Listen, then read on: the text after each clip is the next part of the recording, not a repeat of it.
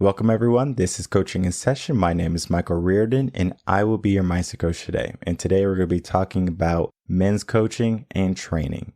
And we get into an invigorating conversation today with my guest because we are talking about men's coaching.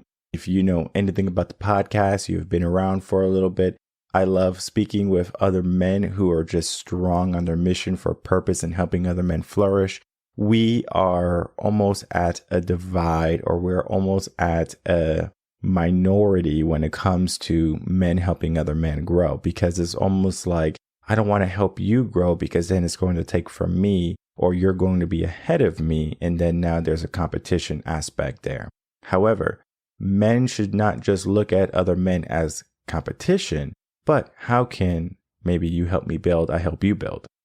One of these stories I think about when I think about what I just said is Kobe Bryant, rest in peace, and Michael Jordan. When Kobe Bryant was coming up and he was a young guy, he looked at Michael and he was like, hey, Michael, how do you do this? What would you do in this situation? He was trying to get the wisdom. He understood something about the relationship between Michael and himself.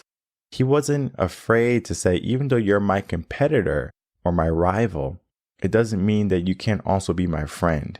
It doesn't mean that you can't also be someone in my life that helps build me up. Today, that type of competition is seen at as you're my enemy. I can't be associated with you. And that is causing a divide in the masculine neighborhood, right? Men are not showing up. Men are not confiding in other men. Men are trying to be these lone warriors. When you're trying to build something by yourself, it just takes a lot longer. Think of it as building a house. You can build a house by yourself, but how long is it going to take? It might take you 3 years versus if you had a group of men, bunch of friends, right, saying, hey, let's build this. It might take you a couple months, maybe, depending on how many guys and depending on the skill level between everybody. Because even if you had one person in that group that knew how to build a house and everyone didn't know how to build a house, that person can say, hey, we have to do this, we have to do that. Versus today, it's just like, all right, you do this and I'll do this, and divided we conquer. There is an aspect to that when everyone focuses on what they're good at, what they're great at, but again, they still need some assistance, they still need some help. Because even though I'm great at something, it can take me a long time to do something. It's better if I just help people or taught people, hey, this is how you do it. Help me, and then I'll help you. And you teach me what I need to know. This is a foreign concept in our society today.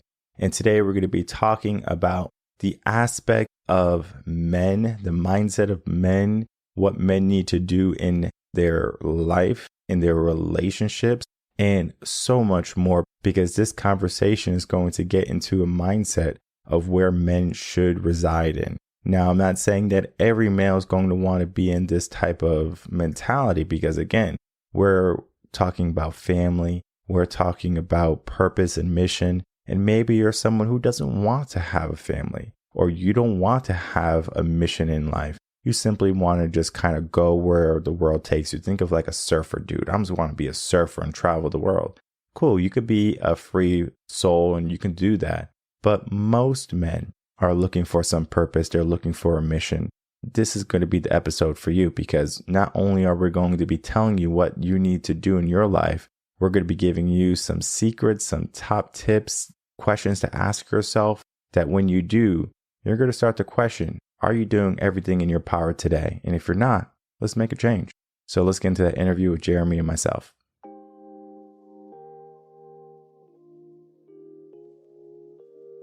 Welcome, Jeremy Murphy, to Coaching in Session. How are you doing today? Pretty good. How are you doing? Doing well. Thanks so much for coming on. Today, I have you on as a trainer and men's coach. We're going to be talking about your work, a little bit about your history, and then getting into your mindset, because I know you have done some amazing things in your life. And what has led you up to your life today is going to be a story that must be told, because we have to let other men know it might not be a simple path. It might not be an easy path, but the end result can be something good. In your own words, can you tell the world who you are, what you do, and how you help? Absolutely. Thank you. Thanks for having me on your show. And I'm excited to be able to be here and share my story and share some of my thoughts. I'm Chairman Murphy. I operate in Northern California. I'm a personal trainer, also a former professional MMA fighter turned kickboxing coach, as well as a men's empowerment coach. Primarily, the way that I help people is I help people reconnect with their bodies so that they can re-enliven their spirit and build a sense of resiliency, self-worth, and self-confidence, physically, mentally, and emotionally. That's the way I put it. You say you help people reconnect with their bodies. What caused the disconnect in the first place? That is a fantastic question. So I have this theory, I don't know how right or wrong it is, but I have this theory that personal trainers are potentially better therapists than therapists. and the reason is because of the work I've been doing personal training for over 10 years. I have a lot of peers that have been working either alongside me or somewhere around near me as well. And we have some similar stories. Obviously, we don't share anything personal. We just have people that we've worked with that have a lot of things going on in their life that they'll be willing to share with us, right? At first, I thought it was just kind of like just something that happens. It's like whatever. Mm-hmm. But over time, I started thinking that maybe there's something to this. And as I started paying a little more attention, it occurred to me that I believe part of the reason that people feel ready to open up to a personal trainer, provided they feel like they're in a safe space, is because, first of all, they're getting a one-on-one connection that a lot of people don't actually get outside of their own husbands and wives, if that, which that's a whole other issue. So you get a one-on-one connection. They get to do something that fills them with endorphins, good feelings, but also they get perspective. The conclusion I've come to is when you get a person moving, it allows them to open up other areas of their bodies, minds, hearts, and spirits. So as you get a person to open up in terms of being able to open up, connect with their core, connect with their biceps, learn where their lats are. Part of physical fitness is teaching people about their body, what's what, how do you get to activate it, how do you get to turn things on, how do you get to turn things off. But that starts to translate into areas in their mentality and areas even in their spirituality. I'm not very connected with my parents, and I don't know why. Maybe it's because of this and this and this. I don't feel that connected with my spouse, and I'm not sure why. Maybe it's because this and this and this, right? It starts to open up the conversation for other things, other places where there are blockages. And it's not that personal trainers have obviously we don't have therapy training, but we have an opportunity to offer some suggestions or even just listen to people that are stuck in certain other areas of their life.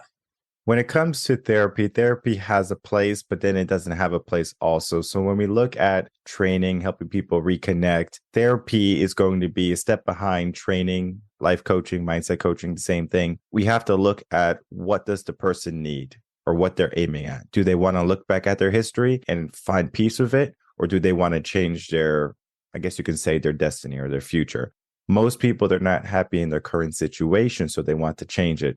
Therapy doesn't necessarily help you change it. It helps you become at peace with what has happened so you can begin to move on in your life. Most people who come to me for work, they will work with me in conjunction with a therapist. So they will look back at the emotional aspect, but then I'm looking at, okay, well, let's get the results. And training is that, like, how can we get the results? It's something that we can physically see. We look in the mirror 6 months after working with a trainer. We're like, whoa, I look good. Biceps a little bit bigger, shoulders a little bit, broader, chest is a little bit more buff. And now I'm feeling more confident. Therapy is not going to give you that confidence immediately. You're going to have to be in therapy 2-3 years, maybe, just to feel better versus training. In 3 months, you're going to feel like a new person. You have to ask yourself, therapy or coaching? Either or, you're going to get something. It's just one's a little bit more a longer approach, fixing some of the traumas that you just kind of threw in a corner. But today we're going to be looking at the training aspect, because I think a lot of people, even though they have these traumas in their life, especially men, they just kind of toss them away. We're just going to handle it as we go. And then we move on, because I'm sure you probably heard about this. Men, we don't talk about our feelings. We're supposed to lock it down, keep shut up about it, move on. But I have found the best way is to confide in other men, not so much of going to talk to a woman saying, hey, this is my emotions. They can't handle us. And that is why when I find a men's coach like yourself, a trainer like yourself, I can say, okay, there's still hope for society, because we have another gentleman who has showed up in his life, and now he can help men reconnect with their true identity. Yes, sir. That's what I'm here to do. Thank you. Appreciate that. And I will say I have to piggyback on that because that's a huge point. And I'm sure you have a lot of viewers, and I'm sure not all of them will feel super excited about hearing this. But fortunately, in my experience, and the experience of people that I've worked with, and even friends and family, is true. So it's true, but I do want to put a caveat on it. It's true that men run a major, major risk when you share your deepest emotions with your woman. You're running the risk, right? For two major reasons, as I can see it. Reason number one is she's there to feel safe with you. If she's there to feel safe with you, you're the provider, you're the protector. If you break down, it's like if you're living in a dome and the dome breaks down and we're in a hurricane, it's like, where do I go now? Like, what do I do? You're the dome. You are, well, who is she protecting? And the kids and whatever else as well, right? You are the protector. You are the dome. Dome breaks down, everybody starts freaking out. It's going to be hard in most cases that I've seen. It can be hard for her to trust you again. Once that happens, it creates this kind of like a little bit of a rift, and it's going to be hard for her to get back there. And men may not even recognize, like, oh, I broke down, I'm sorry, I get myself back together. But in her mind, she's like, I don't know about this guy anymore, right? That's number one. That's my experience. Number two is some women, when they get upset, they'll remember that and they'll throw it back at you. I've experienced that too. It's not awesome. This is not every woman. This is not every situation. There tends to be women that aren't healed or are not as healed as they could be. But still, there's a risk nonetheless. So I agree with you. Men have to be very mindful of what they share with their woman. You have to remember that they're the dome. And when they need reinforcement, they should go to other men. I agree with you 1,000%. And don't worry about what you say. Here, we are politically correct as much as we can be. There is no filter. You can say exactly what you want, how you feel. And I have already said that on the podcast, to be honest, because it is so true, because we want the truth. We want reality. We are not trying to sugarcoat things for people to make them feel better. It's like, oh, it's okay if he cries in front of you. Oh, it's okay if he doesn't show up and he can't pay the bills. Oh, you should just accept him the way he is. There is some validity behind it. But today, most men are just choosing to be weak because it is an option. I'm not about promoting weak men. If you come on and you want to have a weak mindset, I'm going to call it out. If you go to come on and you're going to start spouting nonsense, I'm going to call it out. But you're just speaking the truth. And this is the true reality of men. This is how men think. There's a whole book, like how women think. And there's another book, how men think.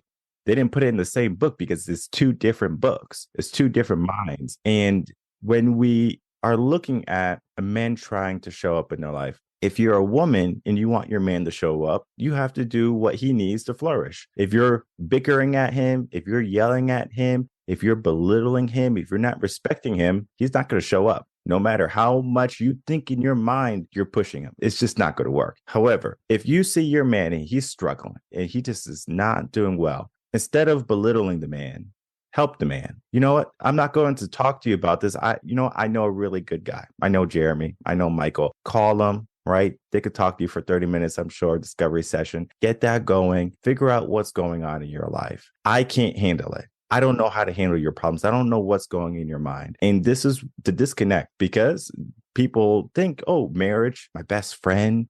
Oh, yes. I'm going to speak about everything, tell them all about myself. Yes and no. Okay. As you said, you can for some women, but it's far and few between. I mean, we look at the divorce rates, 50% of marriages. I think it's a little bit down more because people are not getting married. It's like 45% around there now get a divorce. And then out of those people, 70% of them are women who are initiating the divorce. And one of the main reasons is because they're not happy. And so what we have to do is we have to look at the statistics and we have to say, why is this happening? Do you believe it's happening because men are not showing up or because women don't know how to handle a relationship? That's a great question. That's a heavy question, but I'm going to say my philosophy is, at the end of the day, the society as a whole, relationships in particular, at the end of the day, it does fall on the man to be what a man is supposed to be. That said, I'm not saying that every relationship that falls apart is a man's fault per se. What I'm saying is it's really up to him to be able to do the things necessary to hold it together. It's up to him primarily. Now, it's also not to say that women have no accountability, no responsibility at all. You cannot have a healthy, thriving relationship with a woman who's unable or unwilling to be accountable for her actions, her thoughts, her words. Is impossible. I've tried it. I know. It's impossible. So both have a responsibility, but the man has the greater responsibility because again, he's the dome. But that said, a lot of us, I believe my generation was the first, or I should say our generation, I believe. But you look really young, so you may not be the same age as me.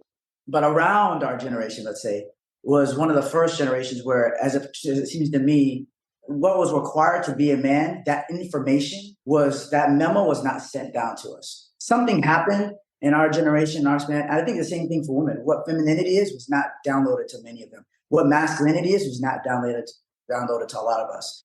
So we're out here trying to figure it out. And then on top of that, we run into a moment in society where we're being told opposite things. We're being told men should be this and women should be this. Men should be more sensitive, women should be more stronger. And now we're playing each other's role, playing each other's parts. Now we're really confused. But to try to answer your question in somewhat of a nutshell, there's lack of understanding what masculinity is. Not roles, what masculinity is. There's a lack of understanding what femininity is. And there's a lack of understanding and appreciation how those two entities marry each other. There's a phenomenal book that I started reading when I got divorced and I was trying to figure these things out. It's called The Way of the Superior Man by a guy named David Didia, I believe his last name is. The Way of the Superior Man is a book I've recommended to everybody on my team, everybody in my camp. And it talks about the polarity between masculine and feminine, right? Man has to show up in a certain way. A female has to show up in a certain way to have a healthy, thriving relationship. When either of those two poles are compromised, that's the beginning of the end. But it's up to the man to say, I'm going to show up this way, and I'm going to help you to show up your way. And it's up to the female to be able to say, thank you for helping me. I see what won't do. Okay, let's make adjustments. Because the goal is the relationship. If you're in one, if you're in a healthy, thriving relationship, the goal is a relationship. The goal isn't, I want to be a bad bee. I want to be a bad bitch. The goal isn't, I'm the boss. I kick down the door. You make me a sandwich. I throw my feet anywhere I want. I mean, you could do that. But the goal is a healthy masculine and a healthy feminine, married to each other to create the polarity that's not only good for the household, but thriving for the household, the kids, and the entire community. When you see a thriving married couple and you're like at the Starbucks or at the Barnes and Nobles or at the park, and you see people laughing, the kids are playing, running around the circles, you're like, man, that's what I'm talking about. Brightens up and livens everything. Everybody feels alive being around those people. You know, you may not understand exactly what's happening, but you know it when you see it. In a nutshell, that's what we're missing. The healthy understanding of the masculine, healthy understanding of feminine, and appreciation for how they marry each other instead of competing with each other.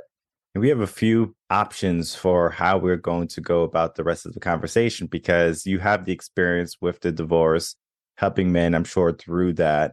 I have worked with many people going through divorce, also sad, because it's like most of them are like, I didn't even see it coming.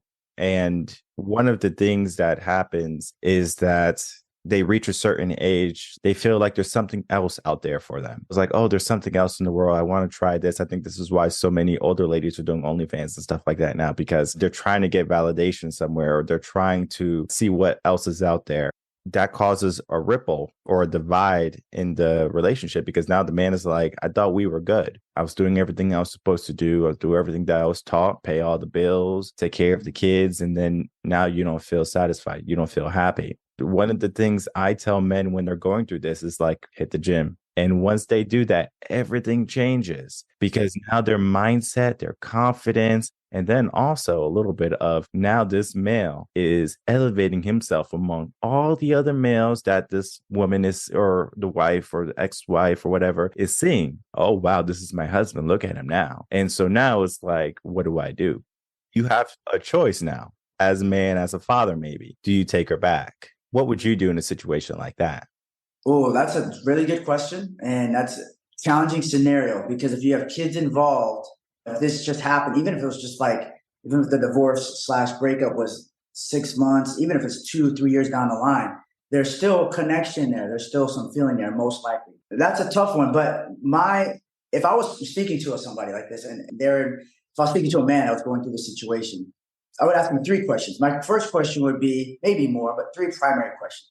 My first question would be, before the divorce happened, were you paying attention to what was going on in your household, primarily with your wife? Because again, you and I were talking about a minute ago, the disconnection and how physical fitness is part of that disconnection. The man, he's getting divorced, now he's getting in the gym. Why wasn't he in the gym before? If he was in the gym before, he'd have been connected with his body. He'd have had more testosterone. He would have had more energy to bring to his wife, to his family. And also, if he's more connected with himself, he's most likely a little more connected to what's going on in his household. particularly what's going on with his wife. Because again, I feel that the weight of the responsibility of a healthy relationship lands on the masculine. Part of that is being able to see everyone. I would argue there's nothing that a woman wants more than to be seen by the man that she chose. So as best I can tell, because I don't counsel women like this, so I could be wrong, but as best I can tell, part of women leaving is because they've got to a place where they say, like, he doesn't see me anymore and he hasn't seen me for a long time. Now there's distractions, there's social media and all this other stuff that tugs, that makes all these things harder, but that's the kind of the initial rift. He doesn't see me anymore. Right? Now, why isn't he seeing? Because he's paying the bills, he's running his business, or he's running around for the boss, or he's making sure the kids' soccer programs paid for. He has all kinds of stuff that he's going on, right? That's going on in his mind. But a man has to be able to separate that and be able to drop down. Okay, this is here, and then drop down and be like, okay, my kids, look in their eyes. What do they need? Where they're at? My daughter, my son, my wife, look in her eyes. Where's she at? And when a woman feels seen, our feeling is when a woman feels seen, there's nowhere else she'd rather be. But if she doesn't feel seen, she doesn't feel safe, then she starts to figure out how she can protect herself. How can she do for herself? So that's the first thing I'd ask. Were you present with your family? The second thing I'd ask is, if you do take her back, what do you think will be different? Outside of you being different, is she different? Is she going to be more loving? Is she going to be more feminine? What was missing before from her that you weren't getting, that you wanted it to change, if anything? What's your new expectation of what will be different with? We know what's different with you now. What do you think will be different with her? And the third question would be, are you doing this for the kids, or are you going to do this for you and her? Because kids, okay, I can understand you want to have a cohesive household, everything like that. But there's going to be some point where the kids are gone, and you guys still need to be able to operate if you really want to do this, like for real, for real. If not, then if that third answer is, I'm doing it for the kids, but not as much for us, or something of that nature, then you might be doing it for the wrong reasons. Kids are a great reason. It does hold weight, but it can't be the only. And matter of fact, in my opinion, it can't even be the main thing. It's part of it, but going back to a relationship like that, just for the kids, that can't be the main thing. There's got to be more there to keep you there. What are your thoughts? My thoughts on it is you do have to get clear with what you want. You have to look at your character. You have to look at the bigger picture. For me, when it comes to marriage, marriage is the best institution we have right now for raising a family. If you are a family man and you want to raise a traditional family as much as possible, you have to do everything to make that marriage work. If something happens, infidelity, breaking trust, instinctual divide, meaning the guy's not showing up, so she's not feeling safe and secure anymore, because that's her instinct, right? She looks for a male that she can feel safe and secure with, right? That's what they did in prehistoric times. They found the strongest males to be with so they could be protected. Today, we don't necessarily have as much need for protecting our ladies at every given moment, but still they have that instinct within them. Now, what I would say is, if you are not showing up as a male, you're not providing for your family, you are the issue. If you have to bow out and you say, I effed up, take that L and learn from it. You can become a better man for that. What I think would happen is you will be a better father. You will be a better co-parent, but it might not be the best relationship for you in the long term, because it's almost like, let's say there's a bond, right? Like a plate. A plate's the easy example. I throw it on the floor, breaks, I glue it together. The plate's not the same. And that can happen in a relationship when the trust is lost. The moment you lose trust, whether it be, again, infidelity, a separation, a divorce, it's like, how can I trust you again? Because I already trusted you once. And for me, I have a saying, fool me once, shame on you. You already fooled me once. You're not going to fool me again. It's just like one and done. I'm just a one and done type of guy. I'm going to give you my all. If you give me your all, we're going to make it work. But if you're going to feel wishy-washy in the middle, I can't have that. People on my team, people in my camp, it's 100%. We're going to go get it. It's not, I kind of feel like this. I'm very fortunate right now. I have a great wife, a loving wife. I mean, I don't see any issues coming up in the near future, maybe even in the long future, but time is always different. And they always have that 7-year itch in marriage or something like that, where something happens and it's just like a test of marriage. And you have to ask yourself, are you stronger than the urges that you're going to be facing? Because as a male, we see a beautiful lady, we want to go chase after them, right? We're hunters. When we are now a family man, we're no longer hunting necessarily, but we should, instead of hunting ladies, we should go hunt a bigger purpose, our mission, for example. start a business, create some meaning, you with training and helping men, that right there is going to give you a bigger purpose and mission in life versus going out getting a bunch of ladies. Because I know there's some guys who say, oh, I'm going to get a bunch of girls and I'm going to go party and do this. That's just a mentality that they have to go through. Well, so yeah, but you hit on another big thing. That's part of that memo that I was saying earlier that did not get passed down. It didn't get passed down to me, and I think it missed a lot of men as well in our generation, or my generation. I think you're younger. And that is purpose. I'm going to stop you. How old are you? 45.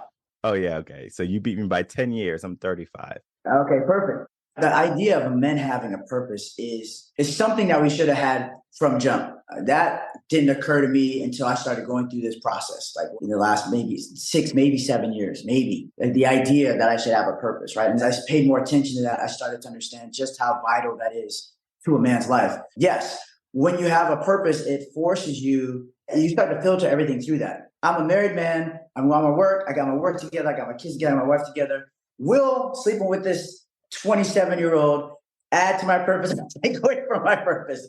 It's definitely not gonna add. Not only will it take away, it'll probably shatter everything and derail me for 5 to 10 years. Let's not do that. Even if you have all these other urges, and even if you just got in the biggest fight with your wife ever, if you are in a place where you can't rationalize respecting your marriage, the institution of marriage, respecting your family, if you're so far down, you can't rationalize that. I think men can get to a place where they can say, well, my purpose is here, God, whatever the case, right? Serving God, serving humanity, whatever the case. And this is way over there. There's no way there's any kind of alignment whatsoever. And it's going to kill my family. Yeah, but it's going to crumble my purpose. I might be able to build it back, but what's the point? I'm doing so good right now. Let me go back, go try to fix things with my wife, look my kids in the eye, tell them I apologize, whatever it is. There's L's that you take. You mentioned L's. There's L's that we take as men all the time. Most women don't know how many L's we took, especially if you're good dude, you built yourself up. You've taken more L's. You've lost count. In the gym, people are talking crazy to you. You didn't check them. You let people get away with stuff. People stealing money from you. You've taken so many L's by the time you get to mid-30s, early 40s. And so in one way, that kind of sucks. But in another way, you get a perspective. And from those L's, you get to say, man, I lost a lot. I should have taken this fight on. But then your other ones, you say, I walked away from that. And I did take an L. It was good that I walked away from that. That was a battle that I didn't have to fight. And as you kind of accumulate this wisdom, you can have a foresight. I think having foresight for men is natural. But it kind of really kicks in at mid-30, like 30, 35.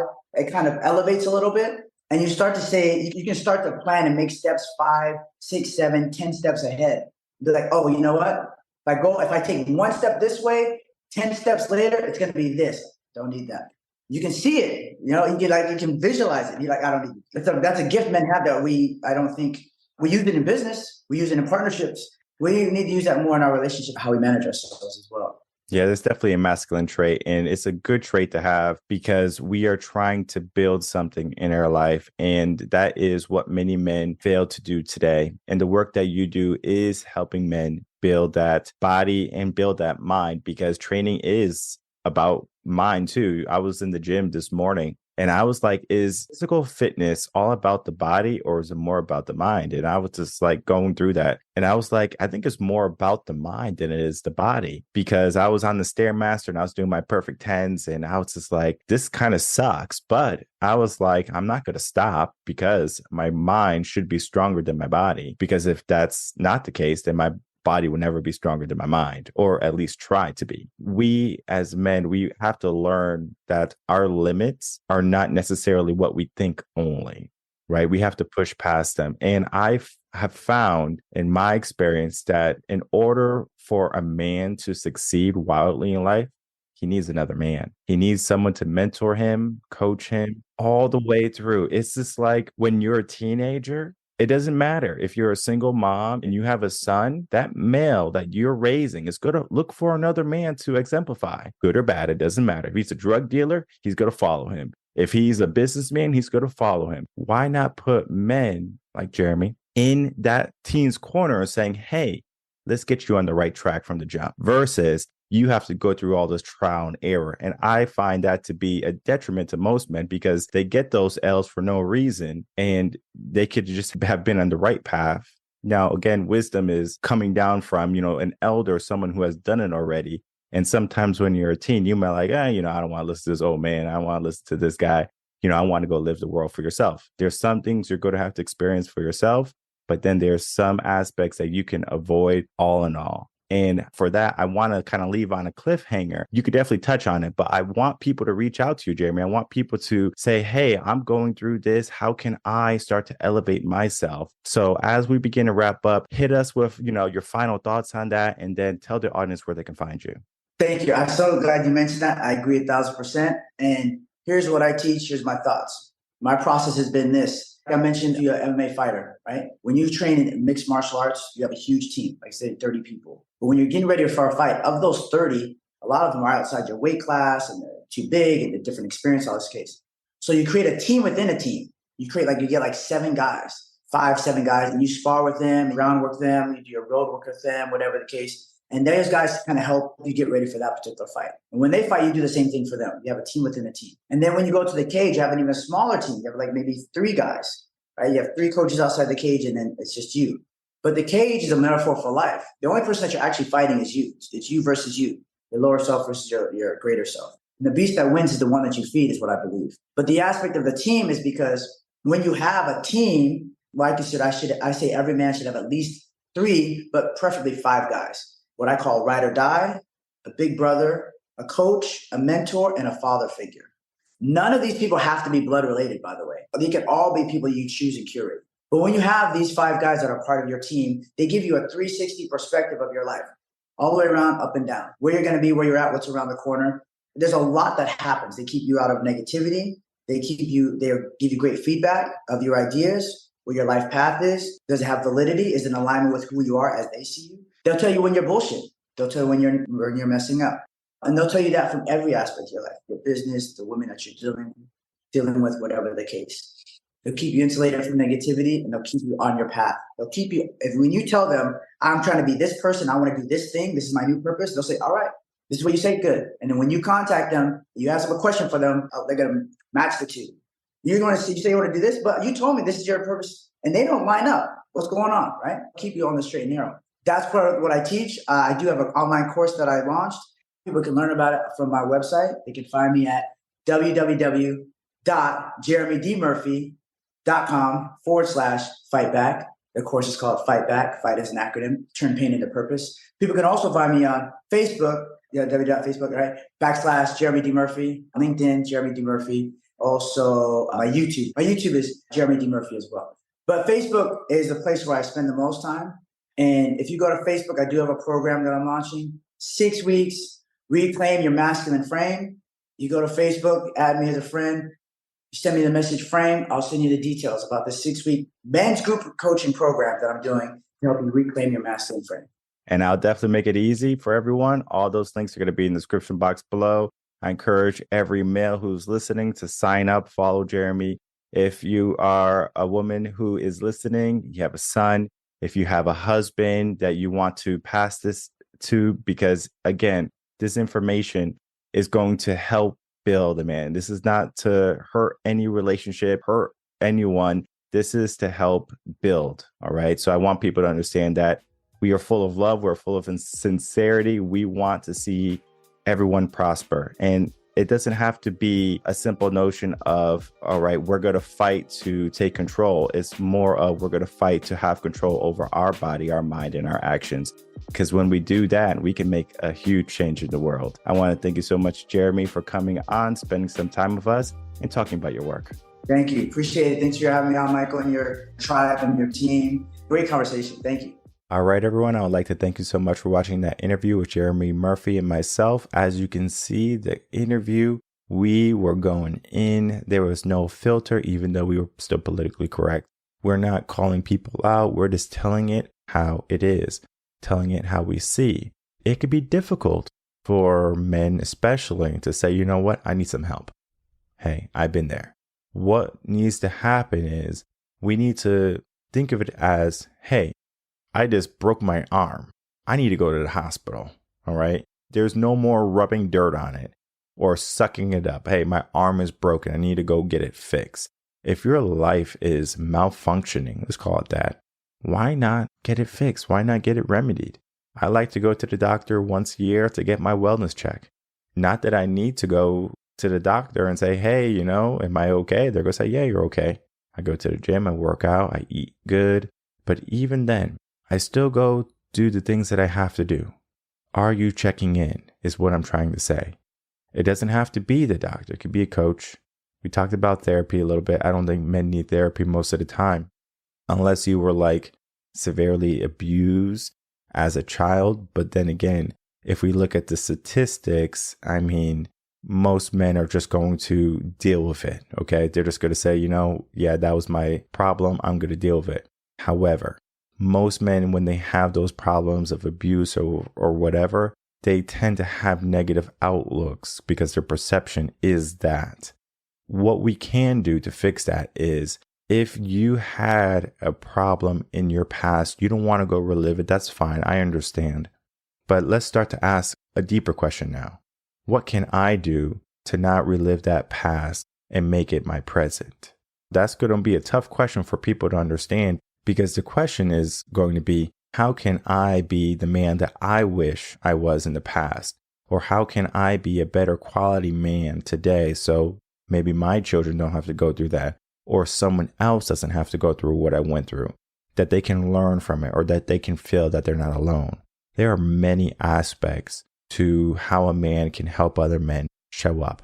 Jeremy has a group where he helps men not only find other quality men, he helps men show up, find the mission, get the body right. Because again, the quickest way for a male to start to take more action, to get a positive mindset, is to look the part. Think of this saying, if you look like $1 million or something, you feel like $1 million. You get a nice suit, get a haircut, you start to get 6-pack abs, you get some muscles, you're looking good. And I even tell my clients who are, coming to me and they start to do the physical fitness stuff, and I see them maybe a couple months down the road, 3-4 months, and I go, whoa, you're looking great. And that's that confidence that they need. Now, guess what happens? It's just like, yeah, all these girls are coming after me now. It's like, because we elevated you just so slightly. It took 3 months only. And it's amazing how that happens. The mindset is something that can not only reflect on what we have inside of our mind, but what can also reside outside of our mind. So that means if I'm confident within me, the world is going to know that I'm confident. And it might seem like, it's such a huge jump from where I am. It's a journey, friend. No one said life is going to be easy. And if you're in a situation where you have severely hurt yourself and it's going to take years to fix it, start now. Start today. Because you have a choice. You could feel bad for the next 6 months and then you start to feel better and more confident. Or you could feel bad for the next 60 years or bad for the next 40 years or however long you have left to live. I would choose to do the work in 6 months to 2 years, be exactly where I need to be. Because you're going to find that you're more confident, more happy, more readily available, not only to your family, but to yourself. And then you're going to be showing up so much more in your life. And that is what we need in our world today. Not even only for men to show up, but ladies, you can learn to show up too in your life. You show up a little bit different than what I'm talking about today. This is an episode for men, but ladies, you can learn so much from this episode too, because we are talking about the masculine frame, not so much only physical fitness, but also on mindset. There's things that we must acknowledge. And then there's things that if they're happening in your relationship, you can see it as something that's going to be a problem later on. And when I coach women to find marriage, guess what? If a man does something wrong, I tell the woman to check the man, not in a way to belittle him, because there is a right way to speak to a man. Not saying, oh, you need to baby him. No. You don't do that. You just have to approach him in a different way.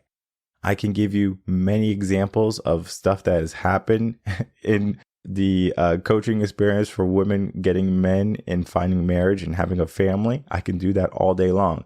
But the problem is what a man does might irk you, but you might not really see it. And Jeremy even kind of said it there. He's like, he did something, it was kind of off and she felt a certain type of way.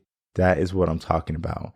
if you feel that way, I encourage you to reach out to me, reach out to Jeremy, and we can give you the lowdown on what you need to do. So important. So this episode is not only for men, it's for women too, who are trying to get a better relationship, trying to find marriage, or just trying to enrich their men in their life. So what we are trying to do here in Coaching in Session is bring on wonderful coaches like Jeremy and try to repair or to fill in the divide that has happened through our society, our culture, and give people the opportunity to thrive instead of just survive. So if you are someone who's looking to enhance your current situation, the links are in the description box below, and we will see you on the side of greatness.